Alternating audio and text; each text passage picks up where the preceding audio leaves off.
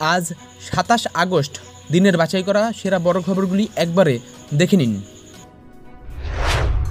ছাত্র সমাজের নবান্ন অভিযান নিয়ে উল্টো সুর, আলাদা কর্মসূচির ডাক অধীরের। আরজিকর কাণ্ডের প্রতিবাদে পশ্চিমবঙ্গ ছাত্র সমাজের ডাকে নবান্ন অভিযান নিয়ে ইতিমধ্যে বেশ জলঘোলা হয়েছে। অরাজনৈতিক ব্যানারে প্রতিবাদের জন্য নবান্ন অভিযানের ডাক দেওয়া হয়েছে। এই অভিযানকে প্রথমে সমর্থন করেছিলেন প্রদেশ কংগ্রেস সভাপতি অধীর রঞ্জন চৌধুরী, কিন্তু অভিযানের আগের দিন অধীর চৌধুরীর গলায় সম্পূর্ণ উল্টো সুর। বললেন, কারা এই ছাত্র সমাজ জানি না, আমাদের কেউ ডাকেনি। আগামী ২৯ আগস্ট কংগ্রেসের তরফে আলাদা কর্মসূচির ডাক দেওয়া হয়েছে। পশ্চিমবঙ্গ ছাত্র সমাজের নামে মঙ্গলবার নবান্ন অভিযানের ডাক দেওয়া এই সংগঠন আসলে কি, কারা এর সদস্য, পরিচয় নিয়ে প্রশ্ন উঠেছে আগেই। এমনকি রাজ্য পুলিশের তরফেও সোমবার সাংবাদিক বৈঠক করে জানানো হয়েছে এই সংগঠনের কোনো অস্তিত্ব নেই, রেজিস্টার্ড সংগঠন নয়। তবে এরা কারা? অরাজনৈতিক ছাত্রদের ব্যানারে ২৭ তারিখের প্রতিবাদকে সমর্থন জানিয়েও তাদের পরিচয় নিয়ে এই প্রশ্নই তুললেন প্রদেশ কংগ্রেস সভাপতি নিজেও। তার কথায়, কারা এই ছাত্র সমাজ জানি না, আমরা বলেছিলাম আমাদের বললে থাকবো, আমাদের কেউ বলেনি থাকতে, আমরা ছাত্র বলতে যাদের বুঝি তাদের কথা ভেবে বলেছিলাম, সমর্থন জানিয়েছিলাম। দেহ উদ্ধারের পর সেমিনার হলে সন্দীপ ঘনিষ্ঠ বহু লোক, ভাইরাল ভিডিও ঘিরে প্রশ্ন। আরজিকর হাসপাতালের অপরাধস্থলের চরিত্র বদলে দেওয়া হয়েছে। সুপ্রিম কোর্টে এমনই দাবি করেছিলেন সিবিআইয়ের তরফে আইনজীবী সলিসিটর জেনারেল তুষার মেহতা। প্রশ্ন উঠেছিল অনেকটা দেরিতে অপরাধস্থল সিল করা নিয়েও। এমন পরিস্থিতিতে প্রকাশ্যে সেমিনার হলের ৯ আগস্ট সকালের এক ভিডিও ফুটেজ, যেখানে দেখা যাচ্ছে তরুণী চিকিৎসকের দেহ উদ্ধারের পর অন্তত ৩০ জন সেমিনার হলে ঢুকেছেন। সেখানে আরজিকরের প্রাক্তন অধ্যক্ষ সন্দীপ ঘোষের আত্মসহায়ক থেকে তার ঘনিষ্ঠ আইনজীবীও উপস্থিত ছিলেন, যা নিয়ে প্রশ্ন উঠতে শুরু করেছে। যদিও ভিডিওটির সত্যতা যাচাই করিনি আমরা। ৮ আগস্ট রাতে আরজিকর হাসপাতালের তরুণী চিকিৎসকের ধর্ষণ করে খুন করা হয়। ৯ আগস্ট সকালে সেমিনার হলে তার দেহ উদ্ধার হয়। নিয়ম বলছে সঙ্গে সঙ্গেই অপরাধস্থল সিল করার কথা, কিন্তু সেই কাজ করা হয় রাত ১১টা নাগাদ। এর মধ্যেই সেই সেমিনার হলে প্রচুর লোক যাতায়াত করেন। পুলিশের সামনেই পুরো বিষয়টি ঘটে। তারা কার্যত ঠুটো জগন্নাথ হয়ে দাঁড়িয়েছিলেন।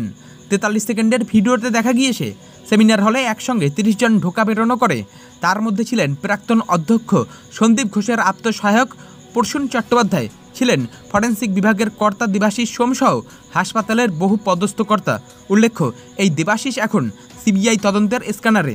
ভিড়ে ছিলেন শান্তনু দে নামক এক আইনজীবীও, যিনি আবার সন্দীপ ঘনিষ্ঠ হিসেবেই পরিচিত। এ ধরনের নৃশংস অপরাধের পর কিভাবে অপরাধস্থলে এত মানুষজনকে ঢুকতে দেওয়া হলো? কেন ঘটনাস্থল সিল করল না পুলিশ? তা নিয়ে উঠছে প্রশ্ন।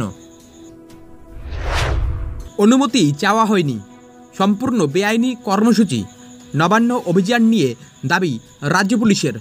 আরজিকর কাণ্ডের সুবিচার, মুখ্যমন্ত্রী স্বাস্থ্যমন্ত্রীর পদত্যাগের দাবিতে মঙ্গলবার নবান্ন অভিযানের ডাক দিয়েছে অরাজনৈতিক সংগঠন পশ্চিমবঙ্গ ছাত্র সমাজ।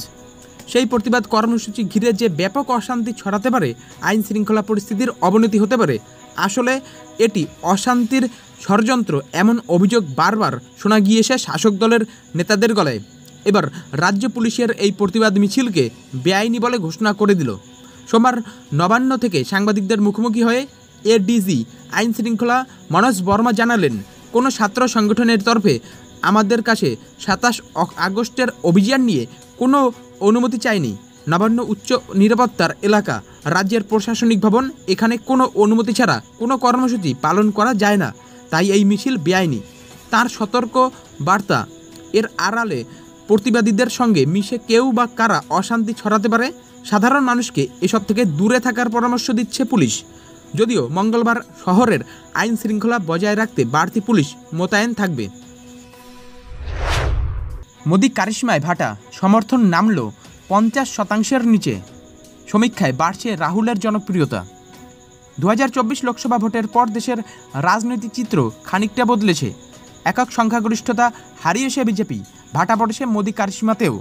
সাম্প্রতিক এক সমীক্ষা এমনটাই দাবি করেছে। যেখানে বলা হয়েছে দেশের 50% বেশি ভোটদাতা নরেন্দ্র মোদীর প্রতি আস্থা রাখছেন না। প্রধানমন্ত্রী হওয়া এই পর মোদীর ক্ষেত্রে এমনটা হলো। অন্যদিকে লোকসভার বিরোধী দলনেতা রাহুল গান্ধীর জনপ্রিয়তা বাড়ছে বলেও দাবি করা হয়েছে সমীক্ষায়। মুড অব দ্য নেশন নামের এই সমীক্ষা চালিয়েছে সংবাদ মাধ্যম ইন্ডিয়া টুডে। সেখানে বলা হয়েছে লোকসভা ভোটের আগের তুলনায় মোদীর প্রতি সমর্থন প্রায় 7.5% কমেছে, রাহুলের প্রতি সমর্থন বেড়েছে 11%। অন্যদিকে দল হিসেবেও সমর্থন কমেছে বিজেপির। মুড অব দ্য নেশন সমীক্ষার দাবি, এখনই লোকসভা ভোট হলে বিজেপির ভোট 38% থেকে কমে 36.6% হতে পারে। সমীক্ষার অঙ্ক বলছে এখন ভোট হলে বিজেপি পাবে 244টি আসন, কংগ্রেস পেতে পারে 106টি আসন।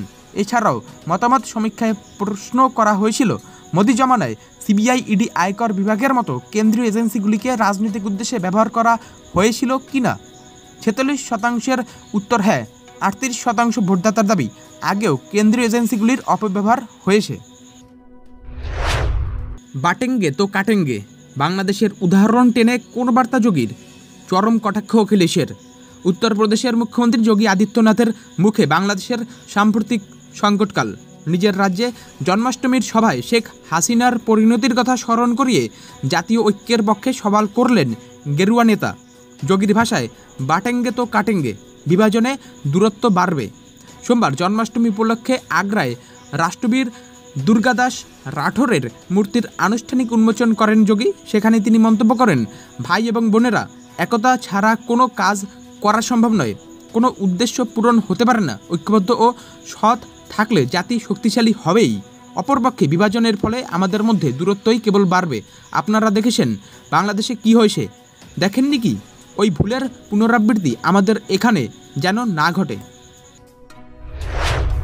ধর্ষণ মামলায় মমতার চিঠির জবাব মোদী সরকারের। লেখা হলো, ফাস্ট ট্র্যাক নিয়ে অনীহার কথা। আর.জি. কর কাণ্ডে দোষীদের কঠোর শাস্তির দাবি উঠেছে।